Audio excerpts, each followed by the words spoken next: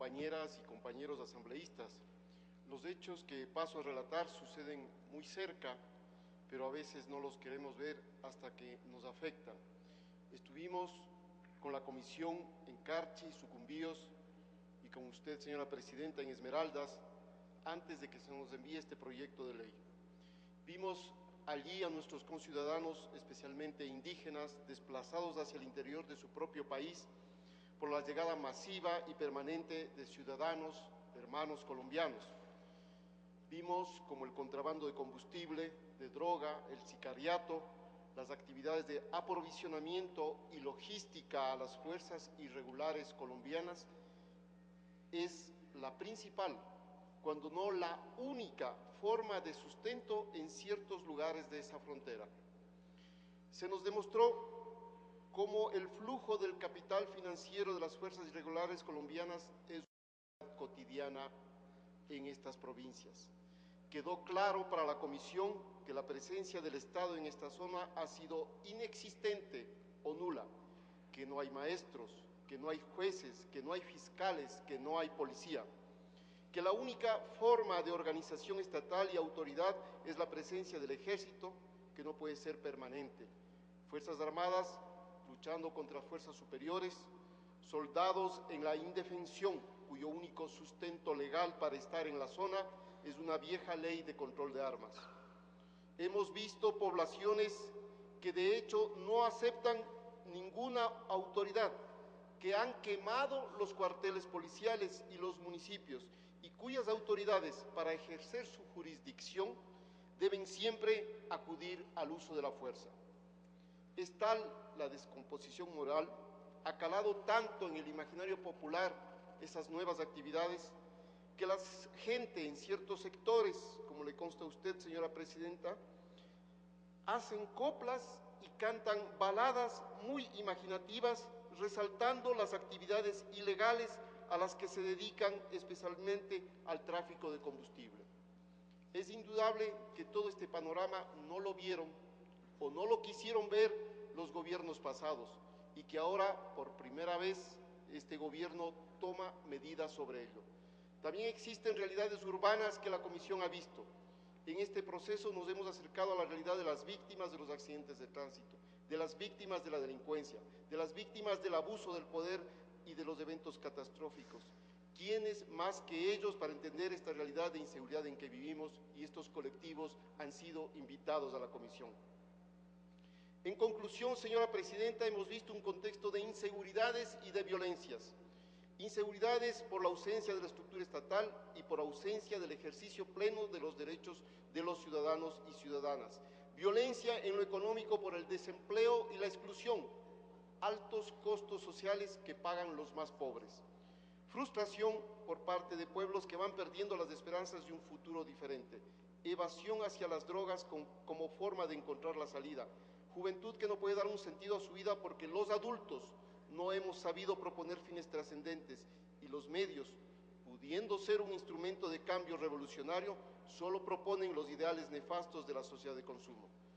Monseñor Elder Cámara nos hablaba hace casi 20 años sobre la espiral de violencia y decía que vivimos en un contexto de violencias generadas por una sociedad injusta. Y aquí él encontraba la explicación de las inseguridades, incluso de la violencia de la delincuencia común, que para Elder Cámara era uno de los síntomas de descomposición que genera esta espiral de violencia. De allí, de esta concepción, podemos entender lo que pasa en nuestra sociedad ecuatoriana. Desde el marco internacional, un proyecto imperialista por el control de los recursos naturales. Bajo la égida norteamericana, el gobierno de Uribe, cumpliendo propósitos vinculados a los Estados Unidos, intenta involucrarnos en una guerra de mafias para controlar el flujo de estupefacientes. Ojo, no para impedir, sino para controlar el flujo de drogas en beneficio de uno u otro cartel y obviamente del capital financiero norteamericano. En la frontera norte, como hemos relatado, las fuerzas irregulares colombianas, ya todas ellas sin visión ideológica, simplemente delincuenciales, infiltrándose en nuestro territorio. Al interior del país, una burguesía antinacional que ha sido capaz de pactar con el imperio para vulnerar nuestra soberanía, el caso de la base de Manta. una burguesía antipatriótica que alimenta el separatismo local, como vemos en Guayaquil, grupos de poder económico que promueven a través de algunos medios los antivalores. Delinquir es a veces la única forma para poder alcanzar la forma de vida que diariamente proponen algunos medios. Ciudades excluyentes convertidas ya en megápolis. Las clases adineradas piensan que han construido espacios familiares ultra seguros y amurallados, pero no, estos espacios no son ajenos a la violencia, hacen violencia por su misma concepción y reciben contraviolencia. A nivel externo e interno, el motor de todo esto es el egoísmo, decía Elder Câmara, el egoísmo de unos grupos privilegiados, así manifestaba el obispo brasileño.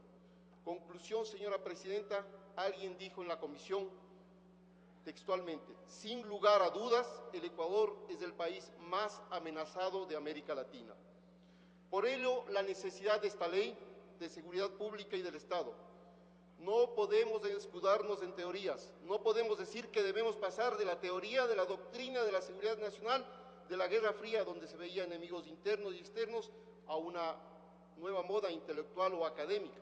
Debemos pasar de aquellas teorías a construir una visión nueva, basada en nuestra Constitución, basada en la realidad que he descrito, que comprenda que no puede haber seguridad sin desarrollo, que no puede haber seguridad mientras existe injusticia, que no puede haber seguridad sin un modelo de desarrollo verdaderamente humano, a la medida de lo humano, bajo la visión de la vida con dignidad, que es el summum causae, más exactamente traducido que el buen vivir, no de las propuestas de esta sociedad de consumo. El reto no es una ley que pase de la conducción militar a la conducción civil. El reto no es construir una ley civilista, como se ha dicho. No, señora presidenta, ese no es un objetivo. El reto es una ley que conjugue los esfuerzos de todos los ecuatorianos y ecuatorianas, civiles y militares, hacia la seguridad integral. El reto es hacer una ley democrática, no civilista o militarista, que vea lo emergente, esa realidad emergente que acabamos de describir, pero además que prevea sistemas estatales de prospección sobre escenarios a corto, mediano y largo plazo. Esa es la inteligencia en sentido estricto, obtención, sistematización y análisis de información que nos permita ver los riesgos y amenazas que afectan a la seguridad integral. Inteligencia no es la pesquisa ni el espionaje. Una ley que proteja al ciudadano, que proteja los derechos de los ciudadanos. Pero al ciudadano difícilmente lo entendemos si no integrado a las familias, al barrio, a la comunidad, al gremio y a las nacionalidades, y colaborando con el Estado en la seguridad. Ciudadanos, ciudadanas, familias, comunidad, país, ese es el eje transversal de la seguridad integral que debe prever esta ley. Una ley que en su visión integral también vea a las víctimas, una ley que entienda que los ciudadanos son corresponsables de la seguridad, una ley que transparente el tema de inteligencia. No puede ser posible, señora presidenta, lo sucedido con la UIES, no puede ser posible que los ciudadanos y ciudadanas con fallidos argumentos no podamos saber si somos o no espiados.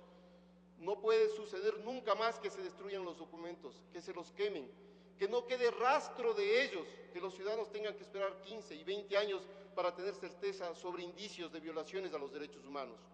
Una ley que prevea un adecuado control social, un adecuado control político, un adecuado control económico, una adecuada participación ciudadana. Una ley que prevea una estructura orgánica con visión de sistema.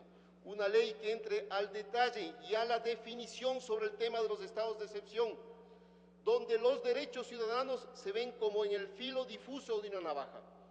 Para hacer este proyecto de ley, señora presidenta, hemos convocado a los representantes de todas las funciones del Estado, como ha explicado el señor secretario.